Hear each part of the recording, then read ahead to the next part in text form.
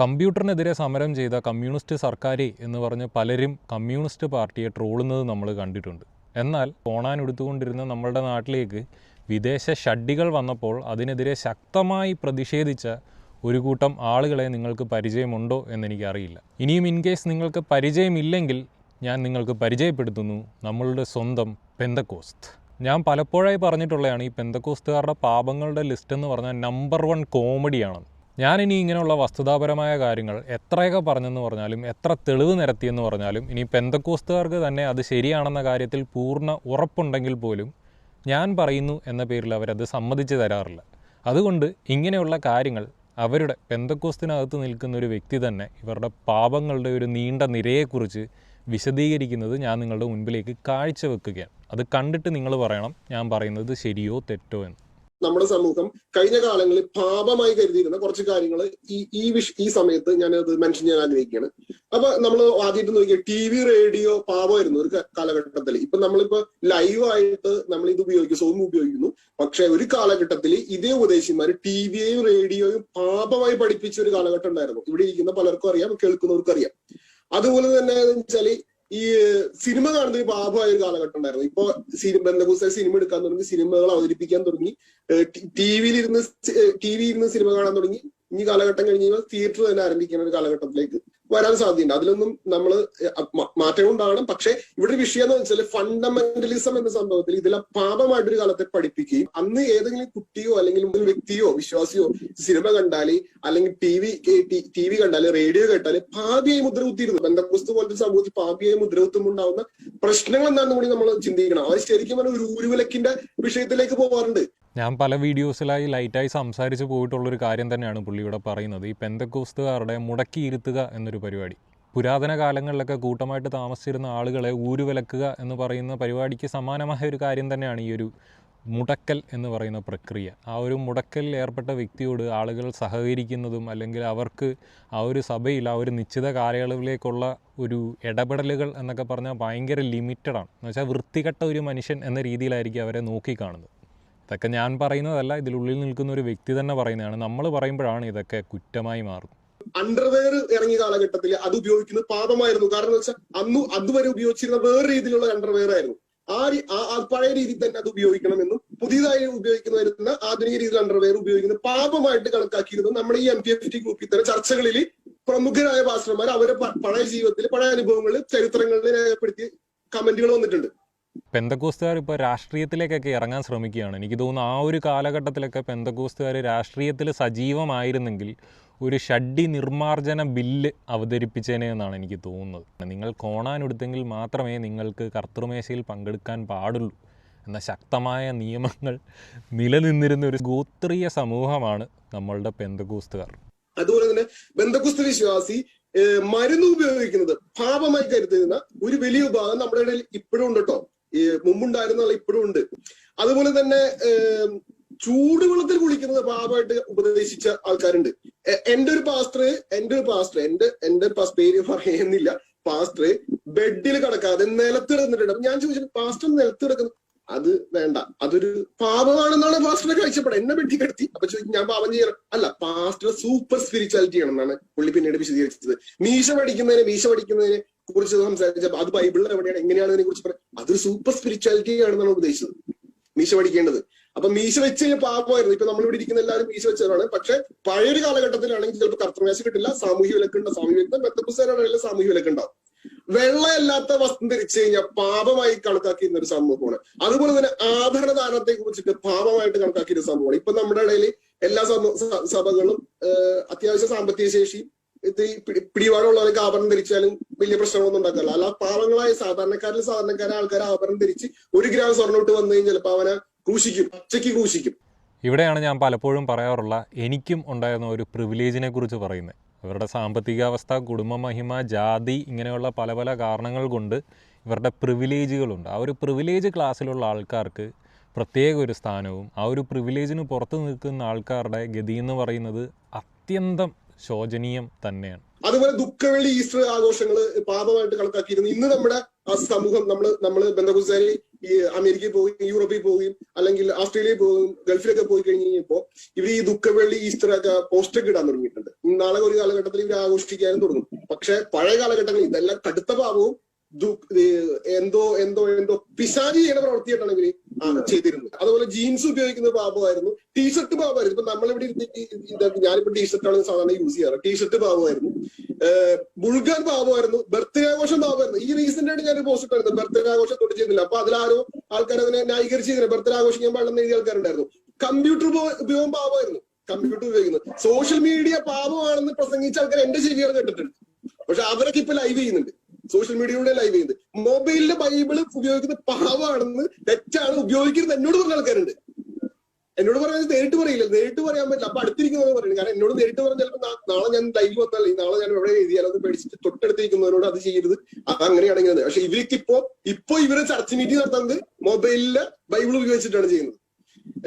അതുപോലെ തന്നെ വിവാഹിത ആൾക്കാർ ആരാധനയ്ക്ക് വരണമെങ്കിൽ ഒരു 3 ദിവസം ശാരീരിക ബന്ധങ്ങളൊന്നും ഉണ്ടാകാതെ സൂക്ഷിക്കേണ്ട ഉപദേശമൊക്കെ ഉണ്ടാക്കിയിരുന്നു. അതിന് ഉപദേശത്തിന് വേണ്ടിയിട്ട് ബൈബിള് വാക്യങ്ങളൊക്കെ ഉപയോഗിച്ചിരുന്നു. അതായത് ദാവീദ് പറയുന്നുണ്ട് കാഴ്ചയപ്പം മാത്രം ഭക്ഷിക്കാം, ഇവിടെ കാഴ്ചയപ്പം മാത്രം ഉള്ളൂ എന്ന് പറഞ്ഞപ്പോ ദാവീദ് പറഞ്ഞു ഞങ്ങൾ സ്ത്രീകളുമായിട്ട് കാലങ്ങളായിട്ട് ബന്ധങ്ങളൊന്നുമില്ല, എന്നാ പിന്നെ കഴിച്ചോളം പറയുന്ന ഒരു ഭാഗം എടുത്തിട്ടാണ് ഇവര് അതിനെ ന്യായീകരിക്കുന്നത്. ഇതിലെല്ലാം ബൈബിൾ ന്യായീകരണമുണ്ടോ? ഇതിലെല്ലാം വാക്യങ്ങൾ എടുത്ത് ന്യായീകരിക്കാനുള്ള വസ്തുതകൾ ബന്ധക്കുസ്തിലുണ്ട്. ഇവിടെയാണ് ഇതിൻ്റെ പ്രസക്തി. ഇവർ വെറുതെ പറഞ്ഞു പോകല്ല, ബൈബിളിൽ നിന്ന് എവിടുന്നെങ്കിലും ഇതുമായിട്ട് ബന്ധമില്ലാത്ത എന്തെങ്കിലുമൊക്കെ തപ്പിത്തെരഞ്ഞ് വന്നിട്ട് അതിനെ എടുത്ത് ഇങ്ങനെയുള്ള കാര്യങ്ങളുമായിട്ട് കണക്ട് ചെയ്തിട്ട് അവരുടെ ഇഷ്ടത്തിന് ഇങ്ങനെ ഇൻ്റർപ്രറ്റ് ചെയ്തുകൊണ്ടേയിരിക്കും. അത് പറഞ്ഞ ആൾക്കാരെ ഇങ്ങനെ പേടിപ്പിച്ചുകൊണ്ടേയിരിക്കും. നരകവും കാര്യങ്ങളും കാണിച്ച് പേടിപ്പിച്ച്, ഞാൻ പറഞ്ഞ പോലെ നിങ്ങൾ ജീവിച്ചില്ലെങ്കിൽ സീനാ മോനെ എന്ന് പറഞ്ഞ് പേടിപ്പിച്ചുള്ളൊരു ജീവിതമാണ്. അതുപോലെ പഴയ കാലത്ത് വെറ്റില ചെടി കവുങ്ങ് വളർത്ത അങ്ങനത്തെ കാര്യങ്ങളൊക്കെ പാപമായിരുന്നു. അത് വെട്ടിക്കളഞ്ഞ ആൾക്കാരുണ്ട്. ഇതിപ്പോ രാജു പാസ്റ്ററോടൊക്കെ ചോദിച്ചറിയാൻ പറ്റും ആരൊക്കെയാണെന്നുള്ളത്. ഇത്തിരി കൂടി നമ്മളെക്കാളും മൂത്ത ജനറേഷൻ ആയതുകൊണ്ട് അവർക്ക് അതിനെ കുറിച്ച് അറിയാൻ പറ്റും. അതേപോലെ തന്നെ തലയെ കെട്ടി വെക്കുന്നത്, തൊപ്പി വെക്കുന്നത് പാപമായിരുന്നുണ്ട്. സ്ത്രീകൾ സഭയിൽ സംസാരിക്കുന്നത് പാപമുണ്ട്. ഇപ്പോഴും പാപമുള്ള സഭകളുണ്ട്, എങ്കിലും കുറച്ചൊക്കെ അവസരങ്ങൾ കൊടുത്തു തുടങ്ങിയിട്ടുണ്ട്. ഇസ്ലാം കഴിഞ്ഞാൽ ഏറ്റവും കൂടുതൽ സ്ത്രീ സ്വാതന്ത്ര്യത്തിനെ കുറിച്ച് സംസാരിക്കുന്ന ഒരു ഗ്രൂപ്പ് ഓഫ് ആൾക്കാരാണ് ഞങ്ങൾ പെന്തക്കോസ്തുകാർ. നമ്മുടെ ഷമ്മി ചേട്ടൻ പറയുന്ന തൊട്ട് അല്പസ്വല്പം ഫ്രീഡം ഒക്കെ അനുവദിച്ചു കൊടുക്കുന്ന ഒരു മോഡേൺ മതമാണേ. അതുപോലെ സാരി, ചുരിദാർ, പാന്റ് ഇതൊക്കെ പാപമായിരുന്ന സഭയുണ്ട്. പാന്റ് ഇട്ട പാപമായ സഭയുണ്ട്, ചുരിദാർ ഇട്ട പാപമായ സഭയുണ്ട്, സാരി ഉടുത്ത പാപമായ സഭയുണ്ട്. അപ്പൊ ഈ കാലഘട്ടം അല്ല, കുറച്ചുകൂടി വർഷങ്ങൾക്ക് മുമ്പ് സാരി, ചുരിദാർ, പാന്റ് ഇറങ്ങുന്ന കാലഘട്ടങ്ങളിൽ പാപമായിരുന്നു. പക്ഷെ അവരിത് പാപമല്ലാതെ ആക്കിയത് എന്താണെന്നറിയോ? അവരുടെ മക്കൾ ഇതെല്ലാം ഉപയോഗിച്ചു തുടങ്ങി, ഇപ്പൊ പാപമല്ലാണ്ടായി മാറി. നമ്മുടെ ആ ഒരു LGBTQ റിലേറ്റഡ് ആയിട്ടുള്ള ലൈവിൽ ജേക്കബ് ഈ കാര്യം കൃത്യമായിട്ട് പറഞ്ഞിട്ടുണ്ട്. ഇപ്പം ഇവർക്ക് പാപമാണ് LGBTQ കാര്യങ്ങളൊക്കെ. പക്ഷേ 4 സവർണരായ, ജേക്കബ് എടുത്തു പറഞ്ഞിട്ടുള്ളത് സവർണരായ 4 പാസ്റ്റർമാരുടെ മക്കള് ഈ ഒരു LGBTQ കമ്മ്യൂണിറ്റിയിൽ നിന്ന് പുറത്തേക്ക് വന്നു കഴിയുമ്പോൾ ഇതെല്ലാം ഹലാലായി മാറുന്നൊരു സമയം വരും. പന്നിയിറച്ചി പാപമാണെന്ന് പറയുന്നത് പ്രസംഗിക്കുന്ന പഠിപ്പിക്കുന്ന ആൾക്കാർ ബന്ധക്കുസ്തരുണ്ട്. നന്നായി നമ്മളെല്ലാവരും കഴിക്കുന്നുണ്ട്, എന്നാൽ പാപമായിട്ട് കരുതുന്ന ഒരു വിഭാഗം ആൾക്കാരുണ്ട്. അതുപോലെ സ്നാനത്തിന് പാട്ട് ജാഥ കൂടി പോയില്ലെങ്കിൽ അത് തെറ്റായത് പാപമാണെന്ന് പറയുന്ന ആൾക്കാർ ഉണ്ടായിരുന്നു. ഇപ്പൊ ഉണ്ടോന്ന് അറിയില്ല. അതേപോലെ സ്ത്രീകൾ സ്കാർഫില്ലാണ്ട് വന്നു കഴിഞ്ഞാൽ പാപമായിരുന്നു. സ്ത്രീകൾ തലമുടി വെട്ടിക്കഴിഞ്ഞ പാപമായിരുന്നു. പക്ഷെ നമ്മുടെ സഹോദരിമാര് ഗൾഫിൽ പോയി വിദേശത്ത് പോവുകയും ചെയ്തപ്പോ അവര് ബ്യൂട്ടി പാർലറിൽ പോവുകയും മുടി വെട്ടുകയും മേക്കപ്പ് ഉപയോഗിക്കുകയും ചെയ്തപ്പോ, പിന്നെ അവർ സാമ്പത്തിക ശേഷി വർദ്ധിച്ചപ്പോ അവർ ദശാംശം കൊടുത്തു തുടങ്ങിയപ്പോ ഈ പാപത്തെ ലിസ്റ്റുകളെല്ലാം ഇവര് സൈലന്റ് ആക്കി മാറ്റുകയാണ് ചെയ്തത്. പിന്നെ അതേപോലെ കലാ, സാഹിത്യ, കായിക മത്സരങ്ങൾ പങ്കെടുക്കുന്ന പാപമായിരുന്നു, ഇപ്പോഴും പാപമാണ്. ഈ ജമീമ റോഡ്രിഗസിനെ പൊക്കി അടിച്ചുകൊണ്ട് ഇവർ സംസാരിച്ച സമയത്ത് ഞാൻ അതിനെതിരെ ഒരു വീഡിയോ ചെയ്തിരുന്നു. അതിനടിയിലെ കമൻറ്റുകൾ ഇപ്പോഴും നിങ്ങൾക്ക് ചെന്ന് നോക്കാം, ഇവിടെ അവൈലബിൾ ആയിട്ടുള്ളൊരു വീഡിയോ ആണ്. അതിൻ്റെ അടിയിലെ കമൻറ്റുകളിലൊക്കെ നീ എവിടുന്ന് വരുന്നു, ഞങ്ങളോടൊന്നും പറയാത്ത കാര്യങ്ങളാണല്ലോ, നീ ചുമ്മാ ഇങ്ങനെ തെള്ളി മറിക്കാതെന്നൊക്കെ പറഞ്ഞുകൊണ്ടിരുന്ന ടീമുകൾ ഇത് കേൾക്കണം. ഈ പുള്ളി TPM കാരനല്ലോ കേട്ടോ, TPM കാരുടെ തലയിലായിരുന്നല്ലോ കുറ്റം ചാർത്താൻ എല്ലാവർക്കും വലിയ മിടുക്ക്. ഇത് അല്ലാത്തൊരു സഭയിൽ നിൽക്കുന്ന വ്യക്തി തന്നെയാണ്. പുള്ളി പറയുന്നത് ഇപ്പോഴും നിലനിൽക്കുന്നതാണ്. സ്പോർട്സ്, ആർട്സ്, സാമൂഹികവും കലാപരവുമായ കാര്യങ്ങളിലൊക്കെ പിള്ളേരെ വിടാതെ ഇങ്ങനെ അടിച്ചമർത്തി വെച്ചുകൊണ്ടിരിക്കുന്നത് പെന്തക്കോസ്തിൽ ഇപ്പോഴും നിലനിൽക്കുന്ന ഒരു കാര്യം തന്നെയാണ്. അതിൽ യാതൊരു സംശയവുമില്ല. നമ്മുടെ പാട്ടുകളുടെ ഒരു കാപട്യം കൂടി എടുത്ത് പറയണം. പാട്ടുകളെല്ലാം സിനിമ പാട്ടുകളിൽ നിന്ന് കോപ്പി ചെയ്തിട്ട് അതിന് ട്യൂണുകൾ അടിച്ചു മാറ്റിയിട്ട് വരികൾ അടിച്ചു മാറ്റിയിട്ട് ഉണ്ടാക്കുന്ന പാട്ടുകളാണ്. പഴയ പാട്ടുകളും പരിശോധിച്ചു കഴിഞ്ഞാൽ പഴയ സിനിമകളിലെ സിനിമ പാട്ടുകൾ കോപ്പി ചെയ്തുണ്ടാക്കിയ പാട്ട് ധാരാളമുണ്ട്. പക്ഷെ അതേ പാട്ടുകാർ തന്നെ, ആ പാട്ട് പാടുന്നവർ തന്നെ പറഞ്ഞു വെച്ചിട്ടുണ്ട്, നിങ്ങൾ സിനിമ കാണുന്നത് സിനിമ പാട്ട് കേൾക്കരുതെന്ന്. അപ്പൊ ഇവർ നോക്കുക, ഇവർ പാട്ട് കേൾക്കാതെയും കാണാതെ എങ്ങനെയാണ് ഇവർ ഈ കോപ്പി അടിച്ച് പാട്ടുണ്ടാക്കിയത്? എന്നാൽ നമ്മുടെ ആളുകൾക്ക് ശാസ്ത്രീയ സംഗീതമോ അങ്ങനെ ക്ലാസിക് മ്യൂസിക്കോ പഠിക്കുന്നത് പാപമായിട്ട് പഠിപ്പിക്കുന്നവർ. കാരണം 72 രാഗങ്ങൾ പഠിപ്പിക്കുമ്പോൾ പലപ്പോഴും ഹിന്ദു ദേവതാ സ്തുതിഗീതങ്ങളാണ് എന്ന് പറഞ്ഞിട്ട് അതിനെ പാടില്ല എന്ന് പറയും, എന്നാൽ കോപ്പി അടിക്കുകയും ചെയ്യുന്നുണ്ട്. അവിടെ ഒരു കാപട്യം, ഒന്നിനും കോപ്പി അടിക്കരുത്, ഞങ്ങൾ കംപ്ലീറ്റ് ആയിട്ട് ഇത് ചെയ്യുന്നില്ലെന്ന് പറയണം. പക്ഷെ അതേ സമയം ഒരു സ്ഥലത്ത് നിങ്ങൾ അത് ചെയ്യരുതെന്ന് പറയും, പക്ഷെ മറ്റൊരു സ്ഥലത്ത് കൂടി പോയിട്ട് കോപ്പി അടിക്കും. ഹിപ്പോക്രസി അറ്റ് ഇറ്റ് പീക്ക്, അതാണ് പെന്തക്കോസ്ത്. ഹിപ്പോക്രസി എന്ന് പറഞ്ഞാൽ 916 ഹിപ്പോക്രൈറ്റ്സ് ആണ് ഈ ഒരു വിശ്വാസത്തിനകത്ത് നിൽക്കുന്നവരെല്ലാം. ഒരെണ്ണത്തിനെയും വിടാതെ പറയാം, ഒറ്റ ഒരെണ്ണം വിടാതെ എല്ലാം 916 ഹിപ്പോക്രൈറ്റ്സ് ആണ്. ഇന്ന് പറയുന്നത് ആയിരിക്കത്തില്ല നാളെ പറയുന്നത്. പക്ഷേ പറയുന്നത് നമ്മൾ ബൈബിളിൻ്റെ ആ ഒരു വരയുടെ അപ്പുറം പോലും പോകാറില്ല. നമുക്ക് അന്നത്തെ വിശ്വാസമാണ് ഇന്നത്തെ വിശ്വാസം, തെള്ളിനൊരു കുറവുമില്ല. അതേപോലെ നമ്മുടെ സാഹിത്യ സംഗീത മേഖലകളിൽ സിനിമയിൽ നമ്മൾ ബന്ധുസ്ഥർ ആരെങ്കിലും കടക്കാൻ പറ്റും? സിനിമ കാണുന്നതിനെ പോകണം, പിന്നെ എങ്ങനെ സിനിമ കടക്കുന്നത്? പിന്നെ മറ്റു നാടകത്തിലുണ്ടോ? സാംസ്കാരിക മേഖലകളിൽ നമുക്ക് കടന്നു കയറാൻ പറ്റുമോ? നമുക്ക് സാംസ്കാരിക മേഖല കടന്നു കയറി കഴിഞ്ഞാൽ അവിടെ നമ്മൾ പോയിട്ട് അവിടെ സുവിശേഷം പറയാൻ വേണ്ടിയിട്ട് ഇതിന് ടൂളായിട്ട് ഉപയോഗിക്കണം എന്ന് പറയും. വേണമെങ്കിൽ പോകാം, പക്ഷെ അത് നമ്മൾ സുവിശേഷം പറയാനുള്ള ടൂളായിട്ട് ഉപയോഗിക്കണം എന്ന് പറയും. മനസ്സിലായില്ലേ? ഇപ്പോൾ പുള്ളി പറഞ്ഞ കാര്യത്തിൻ്റെ ഏറ്റവും ഉത്തമ ഉദാഹരണം കാണണമെങ്കിൽ 24 ന്യൂസിൽ തമ്മിൽ എന്ന പരിപാടിയിൽ റീസെൻ്റായിട്ട് പെന്തക്കോസ്റ്റിലെ കുറേ പാസ്റ്റർമാർ പോയിരുന്നിട്ട് മൊണ്ണത്തരം പറയുന്നത്, എ ക്ലാസ് മൊണ്ണത്തരം പറയുന്നത് നിങ്ങൾക്ക് കേൾക്കാൻ പറ്റും. അവിടെ ചെന്നിരുന്നിട്ട് സുവിശേഷമാണ് പറയുന്നത്. എന്ത് കാര്യത്തെക്കുറിച്ചാണോ ചർച്ച ചെയ്യാൻ വിളിച്ചത് അതിനെക്കുറിച്ച് ഒരു അക്ഷരം മിണ്ടാതെ, കമാന്നൊരക്ഷരം മിണ്ടാതെ മൊണ്ണകളെ പോലെ അവിടെ ഇരുന്ന് സുവിശേഷം പറഞ്ഞുകൊണ്ടിരിക്കുകയാണ്. ഇവരുടെ വിചാരം എന്ന് പറഞ്ഞാൽ ഇവർ ഈ പറയുന്ന സാധനങ്ങൾ എന്തോ അമാനുഷികമായിട്ടുള്ള എന്തോ ഒരു അടിപൊളി സാധനമായിട്ട് ആൾക്കാർക്ക് ഫീൽ ചെയ്യുന്നത്. നിങ്ങളെ മൊണ്ണകൾ, എ ക്ലാസ് മൊണ്ണകളെന്നല്ലാതെ ഇതൊക്കെ കാണുമ്പോഴും കേൾക്കുമ്പോഴും ആൾക്കാർക്ക് വേറെ ഒന്നും തോന്നത്തില്ല. നിങ്ങൾക്കാണ് നിങ്ങളുടെ വിശ്വാസം ഈ വലിയ എ ക്ലാസ് മുത്തുച്ചിപ്പിയായിട്ട് തോന്നുന്നത്.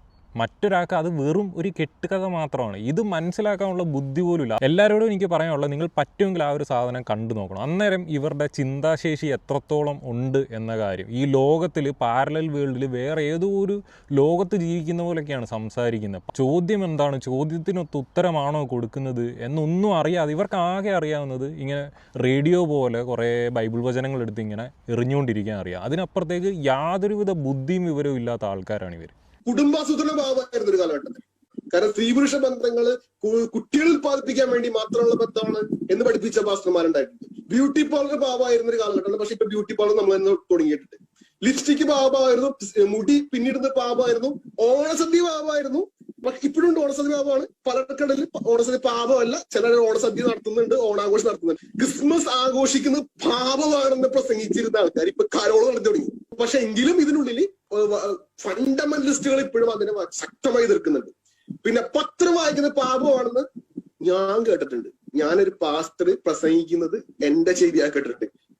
മുന്നിലിരിക്കുന്ന ഒരു പത്രം വായിക്കരുത്, കാരണം നിങ്ങൾ അതിലേക്ക് നോക്കിയിരിക്കുന്ന, അതിൽ പത്രത്തിൽ ഏതൊരു സ്വർണ്ണക്കടയുടെ പരസ്യം എന്നും അതിലിരിക്കുന്ന സ്ത്രീയാണ് നീ നോക്കുന്നത് എന്നും പറഞ്ഞ് പ്രസംഗിക്കും ഞാൻ കേട്ടിട്ടുണ്ട്. കണ്ണൂർ ഞാൻ കേട്ടിട്ടുണ്ട്, കണ്ടിട്ടുണ്ട്. പാസ്റ്റർ എനിക്കറിയാം. ഇസ്ലാമിന് ഒത്ത ഒരു എതിരാളി തന്നെയാണ് നമ്മുടെ പെന്തക്കോസ്തുകാർ.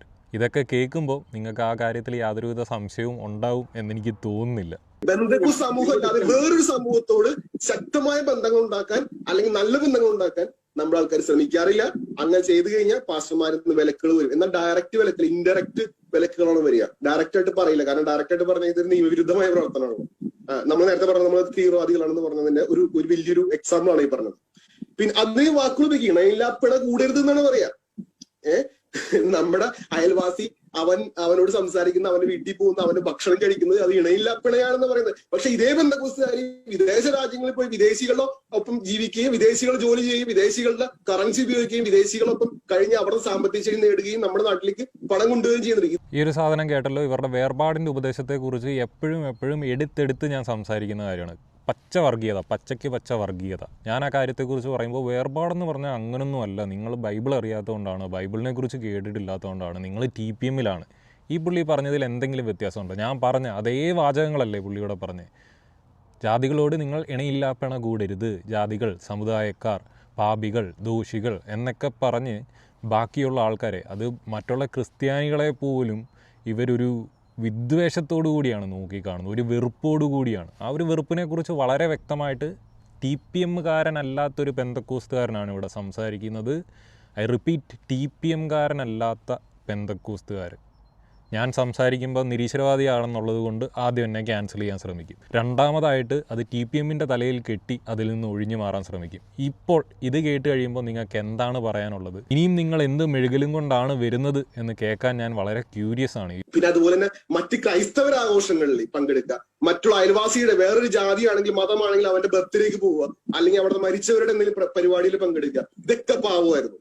എന്നാൽ നമ്മൾ കത്തോലിക്കരോ അല്ലെങ്കിൽ ഓർത്തഡോക്സുകാരോ ചെയ്യുന്ന സകല കാര്യങ്ങളും വേറെ രൂപത്തിലും അവതരിപ്പിക്കുന്നത്. ഇപ്പൊ അവര് മാമോദീസ നടത്തുന്നു, നമ്മൾ ശിശു പ്രതിഷ്ഠ നടത്തുന്നു, നമ്മളെല്ലാത്തിനും അതേപോലെ കോപ്പിടിച്ച് ചെയ്യുന്നുണ്ട്.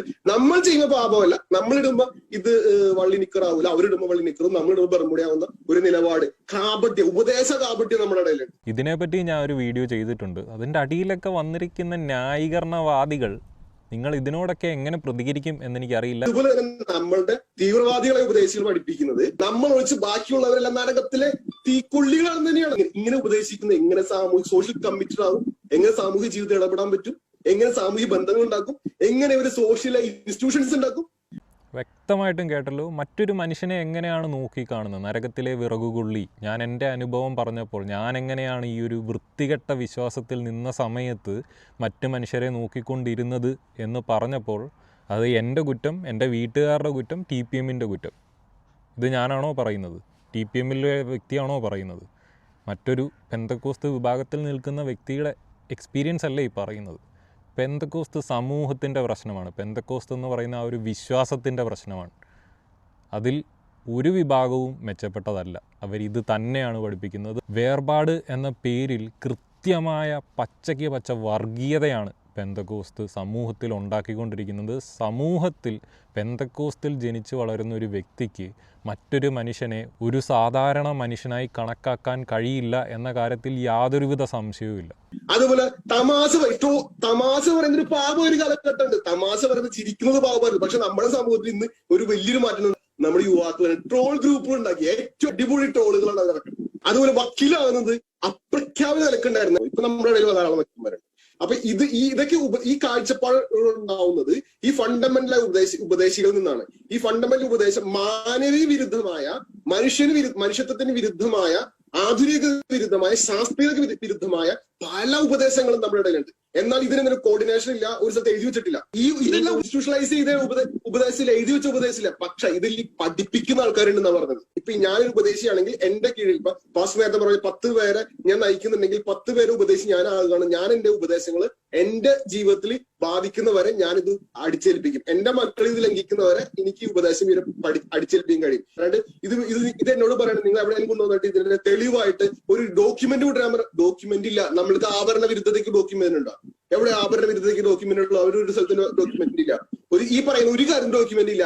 ലെഗിങ്സ് എടുത്ത് പാപാണെന്ന് എവിടെ ഡോക്യുമെന്റിൽ എഴുതി വയ്ക്കും? ഒരു സ്ഥലത്തും ഇല്ല ഡോക്യുമെന്റ്. പക്ഷെ ഇതെല്ലാം ചെയ്യുന്നുണ്ട് നമ്മുടെ ആൾക്കാർ. TV കാണുന്ന പാപാണെന്ന് ഒരു ഡോക്യുമെന്റും ഇല്ല. പക്ഷെ ഇതെല്ലാം നമ്മുടെ ഇടയിൽ സംഭവിക്കുന്നുണ്ട്. ഇത്തരം വിഷയങ്ങൾ നമ്മൾ അഡ്രസ് ചെയ്യണം. അല്ലാതെ നമ്മൾ സാമൂഹികമായി കമ്മിറ്റ്മെന്റ് ഉണ്ടാവില്ല, പൊളിറ്റിക്കൽ കമ്മിറ്റ്മെന്റ് ഉണ്ടാവില്ല.